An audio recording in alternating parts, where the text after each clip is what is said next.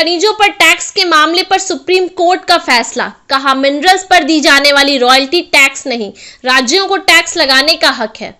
खनिजों पर टैक्स वसूलने के मामले पर गुरुवार 25 जुलाई को सुप्रीम कोर्ट की 9 जजों की बेंच ने फैसला सुनाया है। सीजेआई ने कहा कि बेंच ने 8:1 के बहुमत से फैसला किया है कि खनिजों पर लगने वाली रॉयल्टी को टैक्स नहीं माना जाएगा। सीजेआई ने कहा है कि माइंस और minerals development and regulation act राज्यों की टैक्स वसूलने की शक्तियों को सीमित नहीं करता है। राज्यों को खनिजों और खदानों की जमीन पर टैक्स वसूलने का पूरा अधिकार है। खदानों और खनिजों पर केंद्र की ओर से अब तक टैक्स वसूली के मुद्दे पर 31 जुलाई को सुनवाई होगी।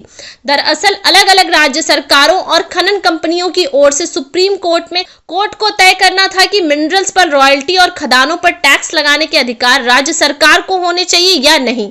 सुप्रीम कोर्ट में 8 दिन तक चली सुनवाई में केंद्र ने कहा था कि राज्यों को यह अधिकार नहीं होना चाहिए।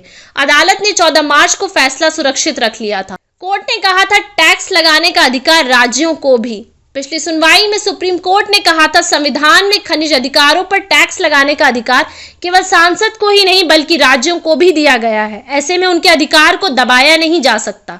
9 जजों की बेंच में justice Hrishikesh Roy, justice Abhay S Oka, justice बेबी Pardiwala, justice Manoj Mishra, justice Ujjal Bhuyan, justice Satish Chandra Sharma और जस्टिस ऑगस्टिन जॉर्ज शामिल थे। इनमें से जस्टिस बीवी नागरत्ना की बाकी जजों से अलग राय थी। बीवी नागरत्ना का मानना है कि राज्यों को टैक्स वसूलने का अधिकार नहीं देना चाहिए, इससे इन राज्यों में कंपटीशन बढ़ेगा। 9 जजों में से सिर्फ जस्टिस बीवी नागरत्ना की अलग राय। केंद्र की दलील, राज्यों को टैक्स लगाने का अधिकार दिया तो महंगाई बढ़ेगी।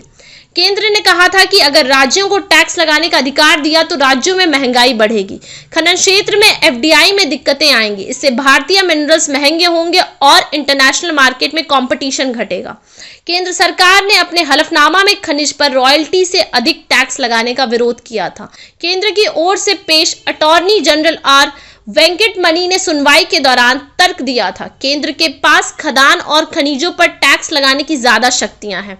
वहीं सॉलिसिटर जनरल तुषार मेहता ने कहा था कि खदान और खनिज अधिनियम राज्यों को खनिजों पर टैक्स लगाने से रोकती है। मिनरल्स पर रॉयल्टी तय करने का अधिकार केवल केंद्र सरकार के पास है।